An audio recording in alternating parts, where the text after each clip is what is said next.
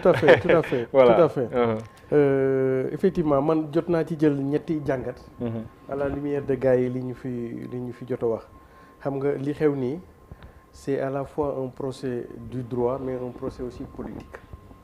mënoo ci bañ a génne politique ndax Ousmane Sonko est un acteur éminemment politique. Mais da ngay xool ni par exemple combat bi procès bi bu fekkoon 2 rounds la. benn round bi moom daanaka xaw na demee boor. Ce que je pourrais appeler le procès de l'opinion, qui est un procès éminemment politique. Il m'a semblé que Sonko a gagné le procès de l'opinion, le procès politique, en attendant le procès juridique, le procès du droit. Parce que le procès du droit, c'est un procès qui sera basé sur les procédures et les preuves. Voilà. Procès droit bi moom affaire justice yi la affaire juriste yi la.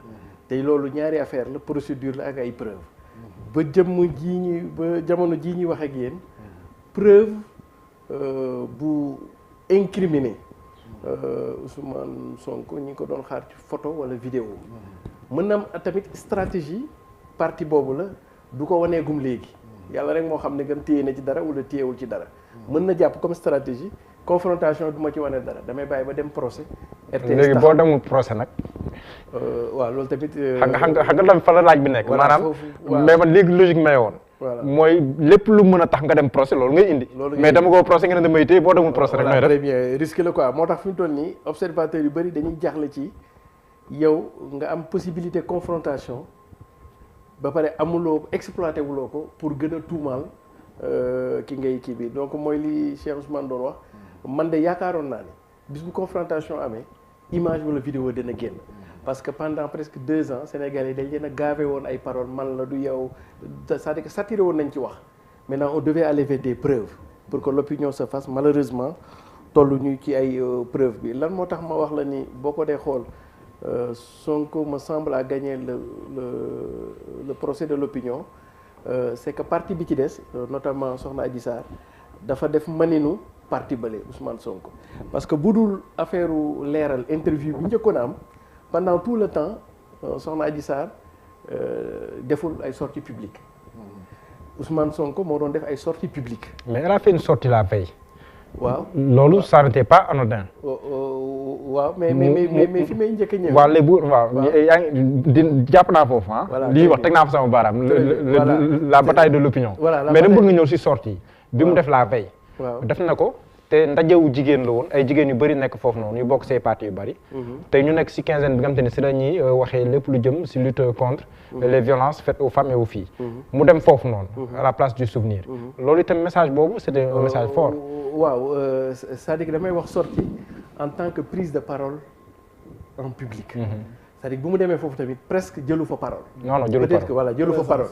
maintenant fii nag moom dafa jël la parole en public. mooy bi ñu defee convocation bu ñëw def point de presse. or loolu ci stratégie Sonko la. dafa mel ni comme si bu ñu nekkee dans le procès du droit loolu ci seen diggante juge yi ak avocat la. ñun du ñu fekkee mais après dañ koy continuer sur le procès politique là c'est pour convaincre l'opinion en philosophie on aurait dit la bataille du cœur et de l'esprit et la rationalité. te booy xool léegi rationalité ñi ko jege sax dañ ko téyewaat après. affaire u cœur nag mooy ko convaincre l'opinion.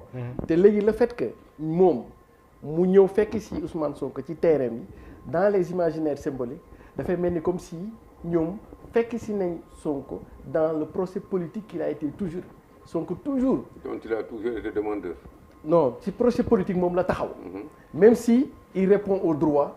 mais il ramène tout dans un complot politique. Ça veut dire que moom il était toujours le fondement de ce procès-là pour chez Ousmane Sonko c'est un procès politique.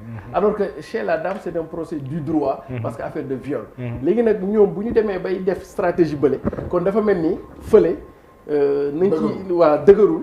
et que fii te foofu nañ defee erreur stratégique parce que fii Ousmane Sonko occupé na terrain ba pare. c'est-à-dire que dans les imaginaires populaires presque 80 à 90% jàpp nañ ni pour le moment dès lors que l'autre partie mënul teg preuve kon kii dañ koy jiiñ dañ koy tuumaal.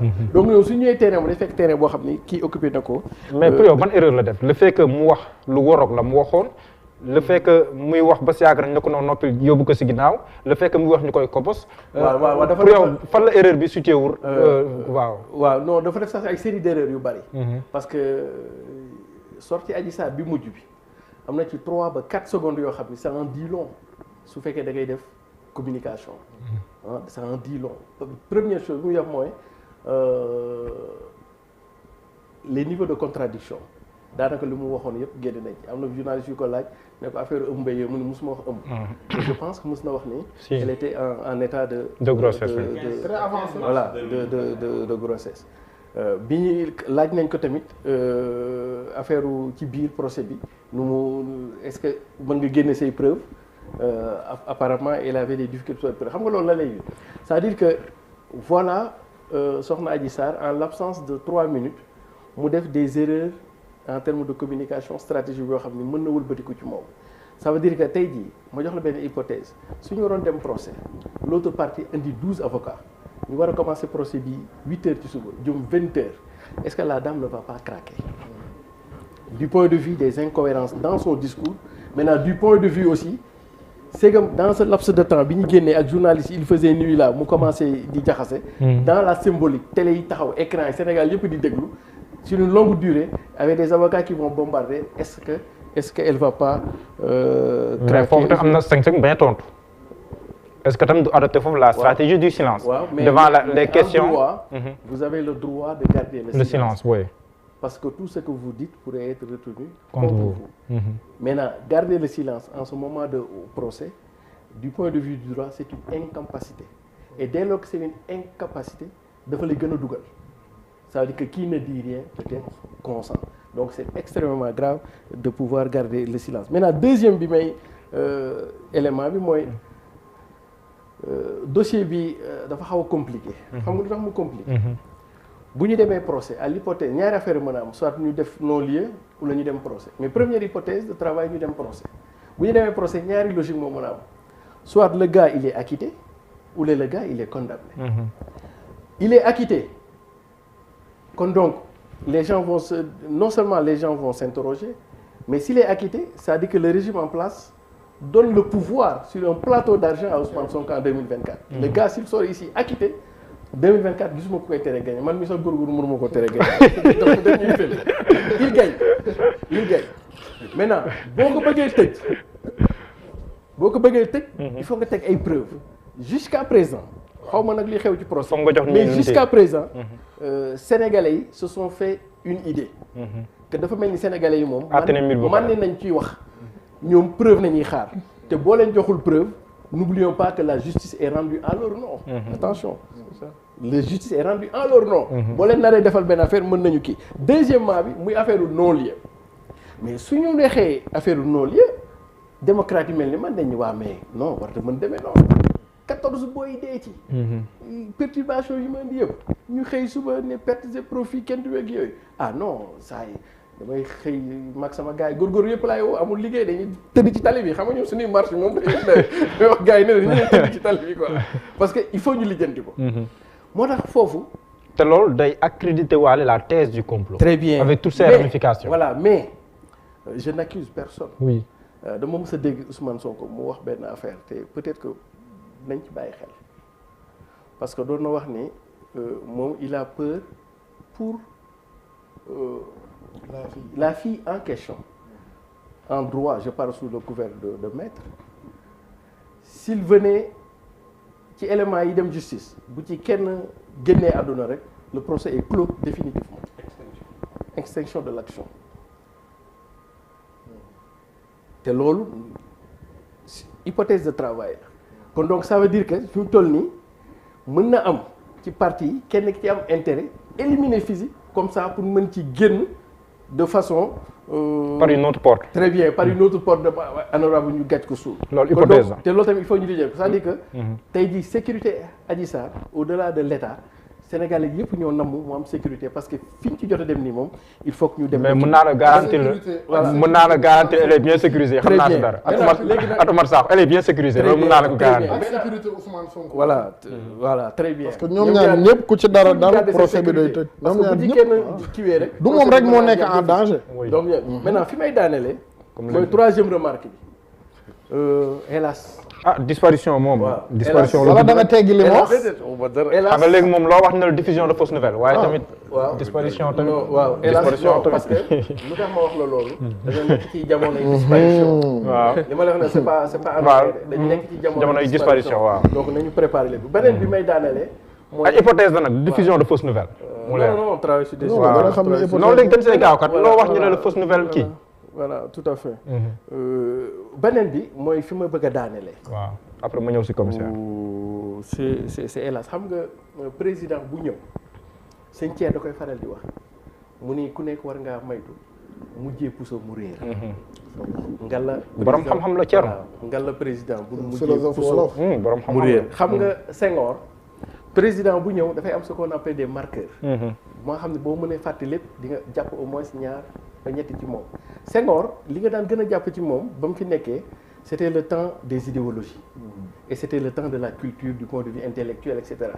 jamonoy Senghor la affaire de gauche droite communisme et cetera. jamono yooyu nañu tombeloo Abdou Diouf bi mu ñëwee c'était vraiment le temps de l'austérité doyen xam na li may wax jamono yooyu metti woon na ak programme d'ajustement structurel d'ailleurs sax foofu la Sénégal chuté du point de vue des valeurs du point de vue affaire yu bari quoi. Abdou Diouf mën nga jàpp ni ak loo ko critiquer au moins téye na gaal gi ba gaal gi suuxul en pleine tempête. moom ça méritam loolu la. metti woon na trop nag on était dans des plans de jafe woon na daal jafe woon na trop Senghor. Ablaye Wade boo ko li ngay gën a jàpp ci moom mooy le temps de l'économie parce que Ablaye Wade moo ñëw rek sànni les projets les grands projets ñuy am ci dugg ci yeneen mais mën nga jàpp tamit Ablaye Wade c'était un peu le temps de ce que j'appelle souvent les audaces progressistes. parité militaire yi daanuñu woote mu ñëw da leen di woote maanaam loo xam ne mosuñu ko woon def moom il a osé le faire. parité. voilà maintenant président Macky Sall pour man dafa am ñaari affaire yu xaw a signifier trop nguuram benn bi c'est ce qu'on pourrait appeler la juridisation de la politique ou la juridisation de la vie politique mooy lan mooy président Macky Sall lu mu mënul régler ci politique dana utiliser droit justice ba régler ko sans pour autant être dans l'illégalité voilà sa subtilité li muy def yëpp da koy teg ci yoon même su fekkee la finalité ou la morale est répréhensible mais il y a toujours une base légale une base juridique preuve Khalifa Sall quoi qu'on puisse dire quoi que vous dire il y a faux et usage de faux dans la matérialité des choses. Maintenant l'intention etc. C'est-à-dire que l'objectif chez Macky Sall l'objectif est très contestable mais la procédure elle est toujours légale. Première chose mais deuxième chose li gën a xaw a doy waar mooy c'est chez Macky Sall qu'on a constaté ce qu'on pourrait appeler la rupture des équilibres fragiles au Sénégal. ñun dañu am ñaari équilibre Sénégal les équilibres politiques ak les équilibres religieux. wala culturel de manière générale. Très bien parce que mbirum waasu aussi gis nañu ni ñu ngi koy commencer agiter tuuti. les équilibres politiques adversité politique du ci régime Macky ki yooyu gis nga li xewoon les hommes de gauche ak Senghor.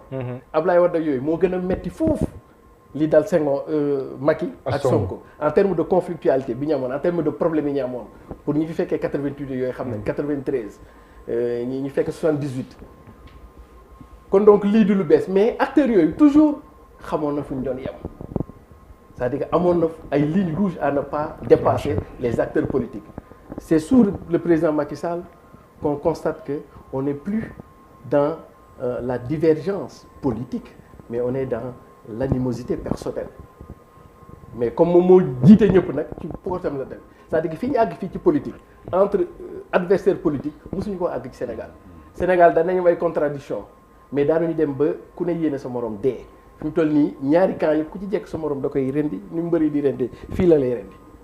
mais si mën naa benn affaire. waaw non mais ma daane rek. si chutam la toll bàyyi naa parce que si chutam la toll. voilà donc bu ñu demee ba àgg ci niveau de politique boobu bañante là ça pose benn problème c'est-à-dire que ça pose la question de l'unité nationale. La question de la cohésion sociale. La question de l'idée même de la République. Fragilité culturelle. C'est-à-dire que Sénégal depuis Senghor ba président Ablaye Wade dañu mës a gérer dañu nekk ci benn double tutelle boo xam ne dañuy vivre de manière très intelligente. C'est ce qu'on appelle la tutelle temporelle et la tutelle religieuse. La tutelle temporelle incarnée par le président de la République et la tutelle religieuse incarnée par sunu këru diine yi. ñoom toujours ku ne daan nga yem sa place en même temps di am ay genre complémentarité boo xam ni ñoom ñoo nekkoon les derniers remparts. Mais c'est sous président Macky Sall que l'on constate une forme d'empiètement du pouvoir religieux, politique. Nu ma koy mën a expliquer sax. Temporel. Sur le spirituel.